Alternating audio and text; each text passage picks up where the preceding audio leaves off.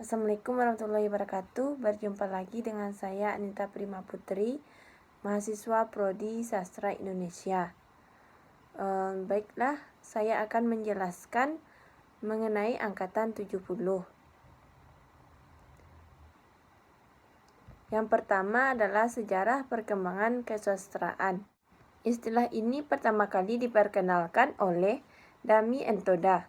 Menurut Dami, angkatan 70 dimulai dengan novel-novel Iwan Simatupang, yang jelas punya wawasan estetika novel tersendiri. Dalam angkatan 70-an, mulai bergesernya sikap berpikir dan bertindak dalam menghasilkan wawasan estetik, dalam menghasilkan karya sastra bercorak baru di bidang puisi, prosa, maupun drama. Pada masa 70-an, penulis menggunakan media buku, majalah, maupun koran untuk mempublikasikan karya-karyanya. Sebagai contoh, Sutarji mempublikasikan karyanya berupa puisi dan cerpen di koran harian. Begitu pula Mangun Wijaya yang mempublikasikan novel khotbah di atas bukan sebagai cerita bersambung di koran, sebelum mempublikasikannya dalam media buku. Pada masa kini bahkan dimungkinkan untuk mempublikasikannya karya sastra menggunakan media elektronik, televisi, dan internet. Selanjutnya, jenis-jenis puisi baru. Jenis-jenis puisi baru ini terbagi menjadi dua, puisi baru berdasarkan isinya dan puisi baru berdasarkan bentuknya.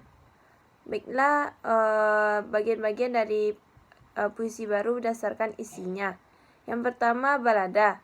Balada merupakan sebuah puisi yang berisi kisah atau cerita tertentu. Jenis puisi baru ini terdiri dari 3 bait, dengan masing-masing bait terdiri atas 8 baris. Skema rima yang digunakan dalam balada adalah AB, AB, BC, CB, kemudian beralih dengan skema rima AB, AB, BC, BC. Yang kedua, himne. Himne merupakan sebuah puisi yang berisi pujian untuk Tuhan, dewa, pahlawan, tanah air, atau alma mater.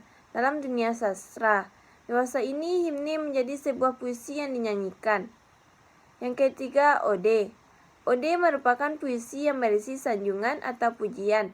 Kata-kata yang digunakan bernada anggun tapi resmi. Yang keempat, epigram. Epigram adalah puisi tuntunan dalam hidup atau memuat pengingat untuk beramal selagi masih hidup. Yang kelima, romansa. Kata romansa berasal dari bahasa Perancis, yaitu romantiku, yang berarti keindahan, perasaan. Romansa adalah puisi baru yang merupakan luapan perasaan cinta kasih.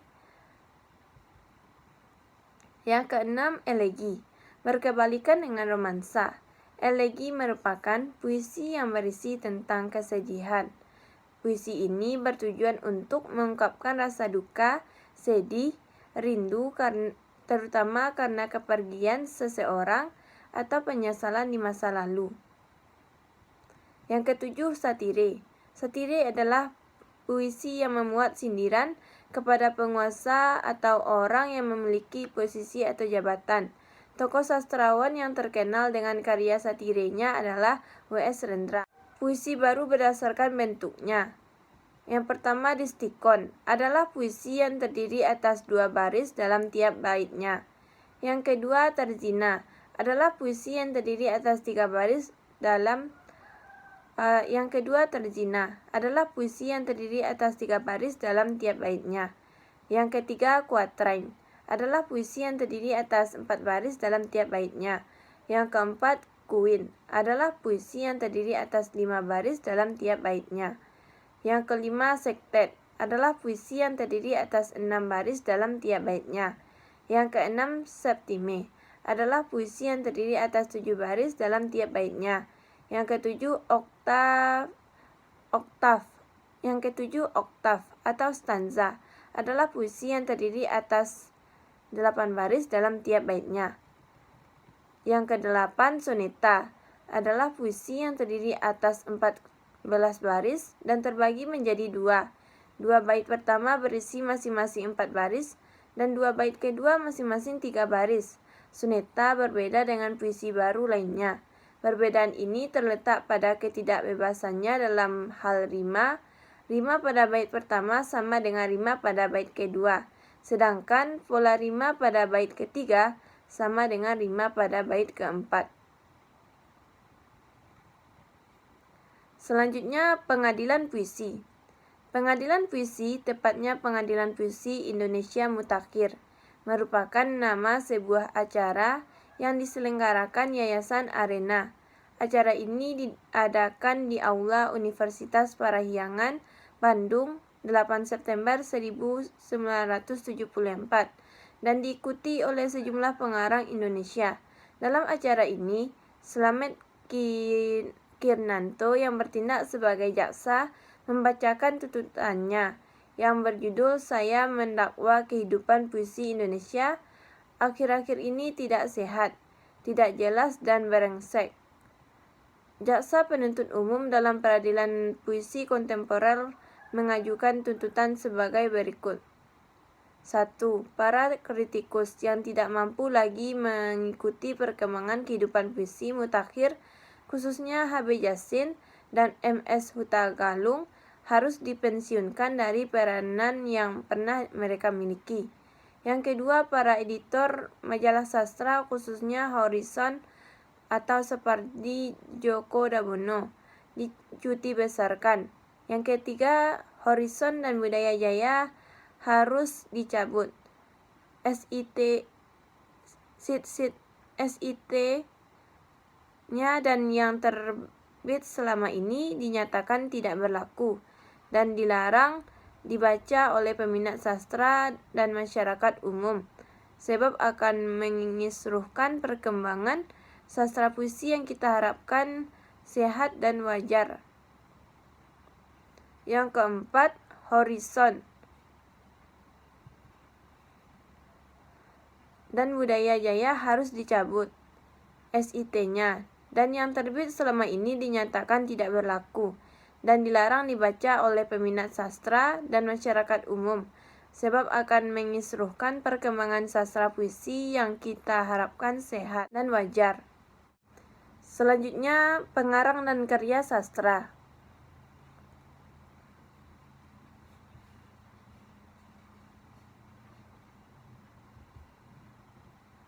1.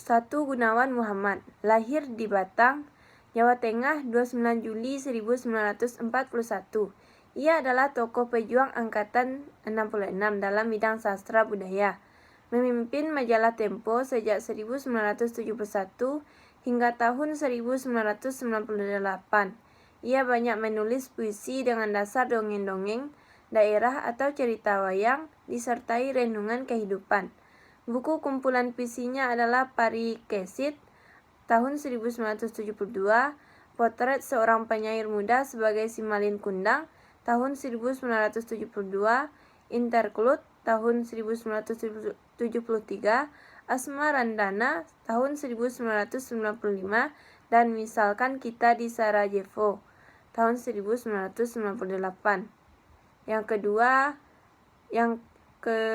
Sapardi Djoko Damono, lahir di Surakarta 20 Maret 1940, umur 8 tahun, adalah seorang pujangga berkebangsaan Indonesia terkemuka. Ia kerap dipanggil dengan singkatan namanya SDD. SDD dikenal melalui berbagai puisinya mengenai hal-hal sederhana namun penuh makna kehidupan, sehingga beberapa di antaranya sangat populer, baik di kalangan sastrawan maupun khalayak umum. Kumpulan-kumpulan puisinya adalah Dukamu Abadi tahun 1969, Mata Pisau tahun 1974, Akuarium tahun 1974, Perahu Kertas tahun 1984, Sihir Hujan tahun 1989, Hujan Bulan Juni tahun 1994, dan Ayat-ayat Api tahun 2000.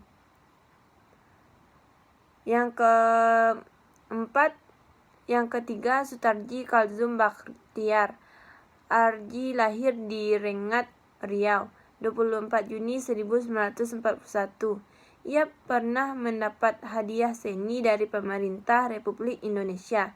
tahun 1993, dan dari Dewan Kesenian Jakarta tahun 1976 sampai 1977, juga dari South East Asia Right Award atau Bangkok tahun 1981. Kumpulan puisinya berjudul O Amuk Kapak tahun 1981. Selain itu, kritik sastranya dilontarkan dalam masalah penulisan terkenal dengan nama Credo Puisi.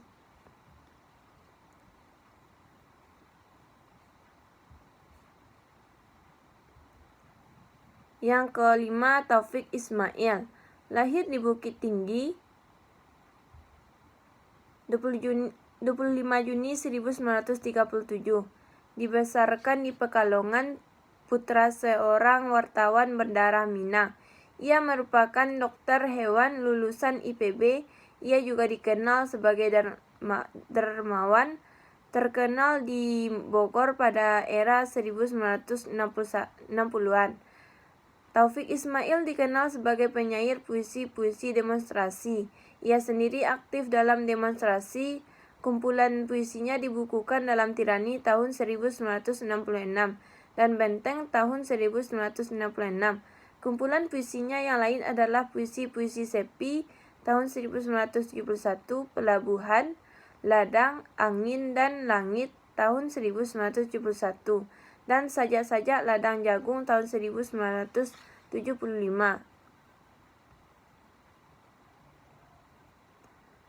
Hartoyo Andang Jaya. Lahir di Solo tahun 1930. Meninggal dunia di kota itu pula pada tahun 1990. Pernah menjadi guru SLTP, SMU, dan STM. Ia pernah menjadi direktur majalah kanak-kanak Si Kuncung tahun 1962 sampai tahun 1964. Karyanya antara lain simfoni puisi atau bersama D.S. Muljanto tahun 1945 dan buku puisi tahun 1973. Yang ketujuh, Yudhistira Adi Nugraha Masardi. Lahir di Subang, Jawa Barat 28 Februari 1954. Novelnya yang terkenal yaitu Arjuna Mencari Cinta tahun 1977 dan Ding Dong tahun 1978.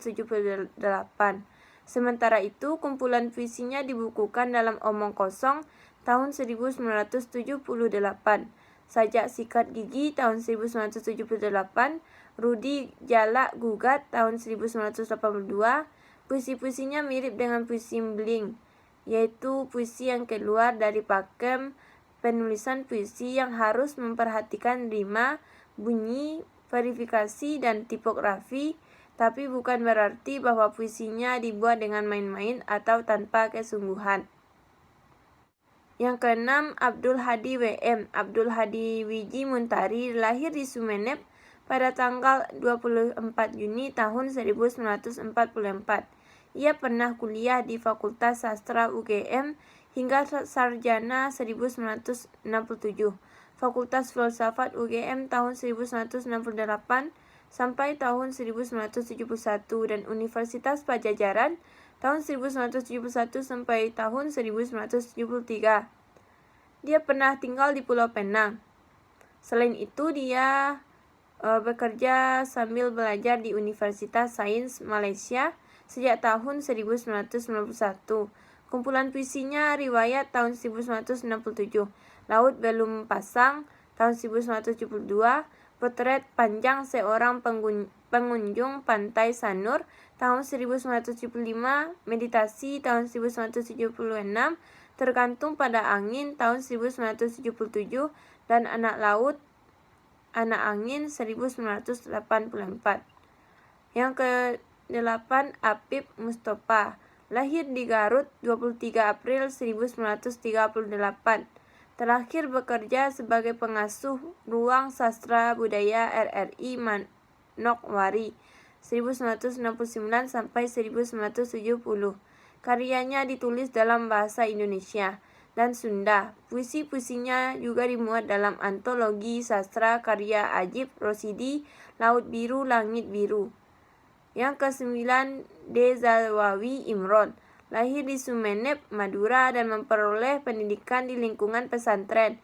Ia pernah mendapat hadiah penulisan puisi dari Departemen Pendidikan dan Kebudayaan tahun 1985.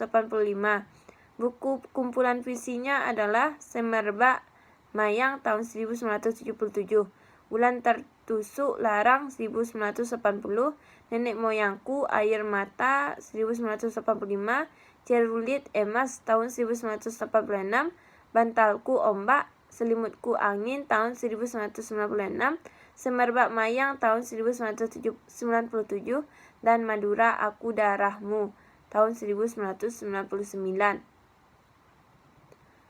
Yang terakhir, perbedaan sastra angkatan 66 dengan angkatan 70. Angkatan 66-an kebanyakan tentang protes terhadap sosial dan politik. Yang kedua, mulai dikenal gaya epik pada puisi. Yang ketiga, banyak penggunaan gaya retorik dan slogan. Yang keempat, cerita dengan latar perang. Angkatan 70-an diabaikannya unsur makna. 2, penuh semangat eksperimentasi.